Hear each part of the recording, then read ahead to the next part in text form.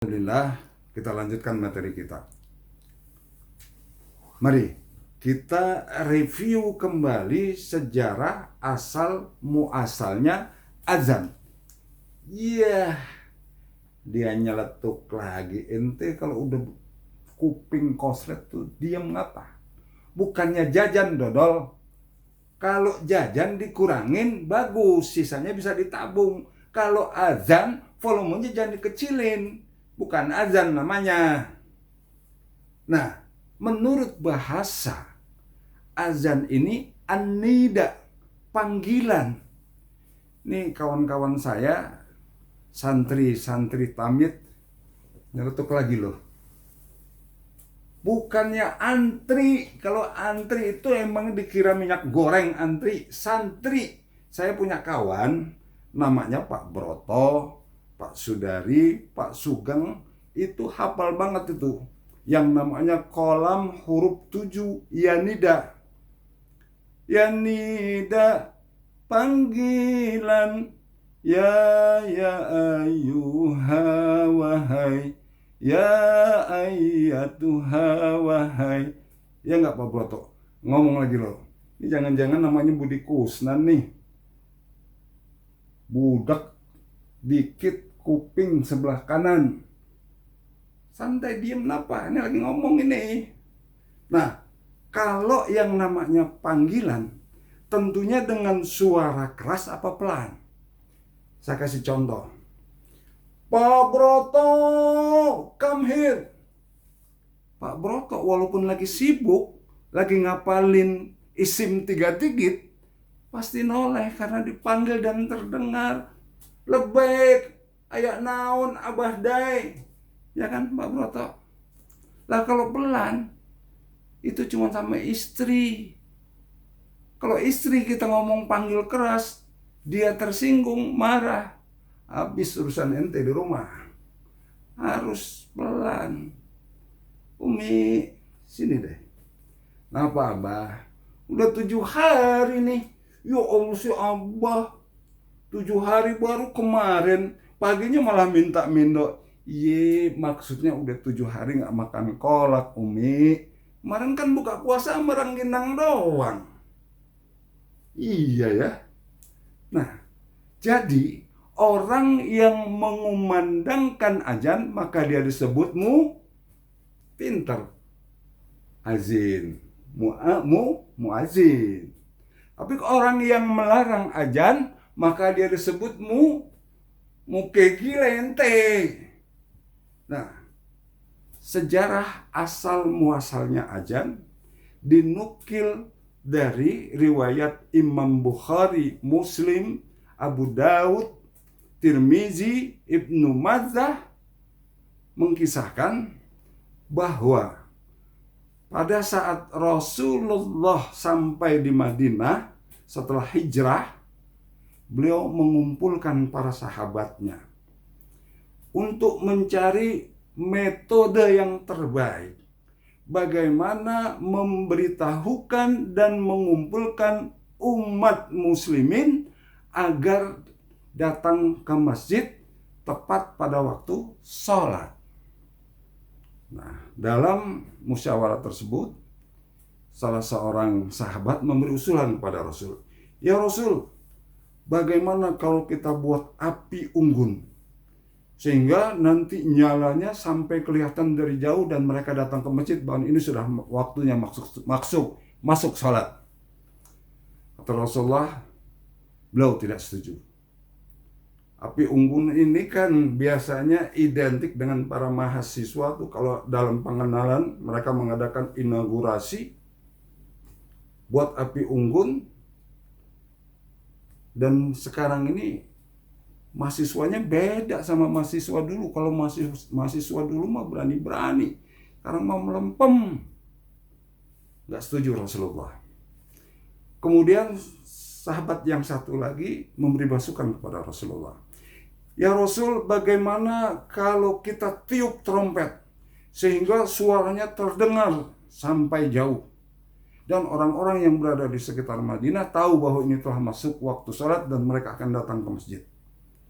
Kata Rasulullah, huwa min amril Yahud. Ini adalah kebiasaan orang Yahudi. Rasulullah nggak setuju. Nah, kemudian kawan satu lagi memberi masukan pada Rasulullah. Ya Rasulullah, bagaimana kalau kita bunyikan lonceng? Karena lonceng ini gemanya bisa sampai jauh. Kata Rasulullah tidak setuju dengan masukan-masukan yang tiga ini. Akhirnya musyawarah pada hari itu bubar tanpa keputusan.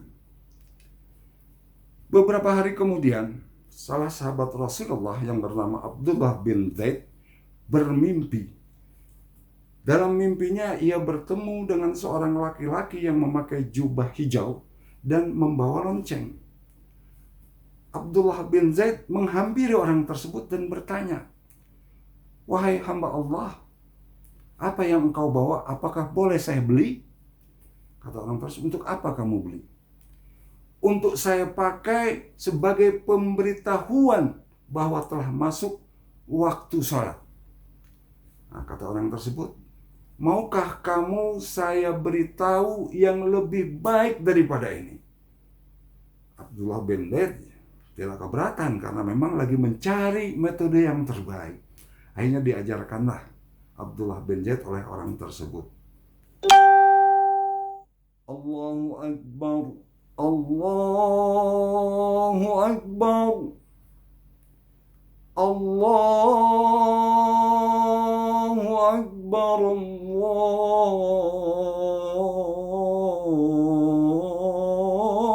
Allahu Akbar, sampai selesai. Nah, paginya Abdullah bin Zaid langsung menemui Rasulullah dan ia ceritakan mimpinya kepada Rasulullah. Apa kata Rasulullah? "Ini mimpi yang benar. Ajarkan kepada Bilal bin Rabah untuk mengumandangkan lafaz azan ini."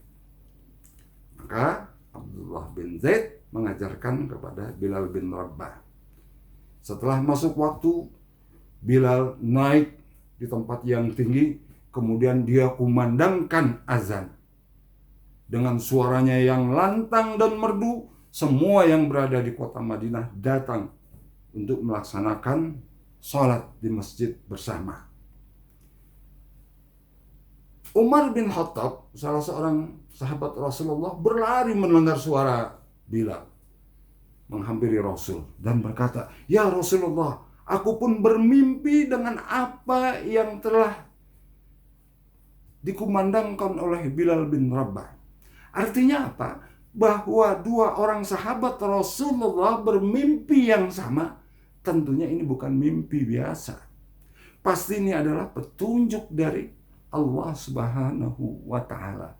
Dan mulai saat itu azan diberlakukan dan dikumandangkan.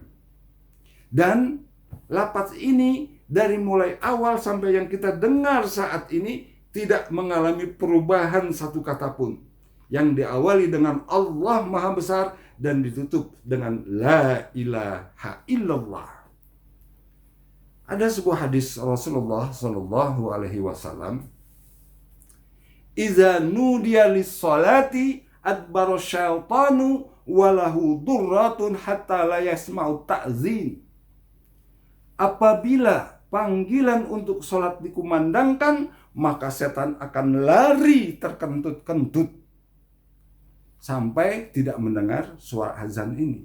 Jadi, kalau ada orang yang takut sama azan, berarti dia adalah ikhwanus syaitan yang takut mendengar suara azan. Dan perintah panggilan ini, azan ini, dulu sebelum Rasulullah lahir, yaitu Nabi Ibrahim alaihissalam pernah diminta untuk menyerukan kepada manusia di mana? Pada saat Nabi Ibrahim membangun Ka'bah, Allah perintahkan untuk menyerukan kepada manusia. Pada saat itu Nabi Ibrahim juga bingung karena di Ka'bah di Mekah itu belum ada apa-apa, belum ada orang, hanya hamparan pasir dan bukit-bukit. Dan ini diabadikan di dalam Al-Quran surah Al-Hajj ayat 27. A'udzubillahi minasyaitonirrajim. Wa azzin fin nasi bil hajji ya'tuka rijala wa ala kulli dhamirin ya'tina min kulli fadhin amik. Dan berserulah kepada manusia agar melaksanakan haji. Niscaya mereka akan datang kepadamu dengan berjalan kaki, mengendarai onta yang kurus, yang berjalan dari tempat pelosok yang jauh. Nah, kita pada waktu itu masih berada di dalam sulbi dan menyambut panggilan tersebut. Wanita-wanita yang masih di dalam rahim pun menyambut panggilan tersebut. Labbaika Allahumma labbaik. Ya Allah, aku datang memenuhi panggilanmu. Jadi yang pada saat itu menyambut panggilan, mereka bisa berangkat haji.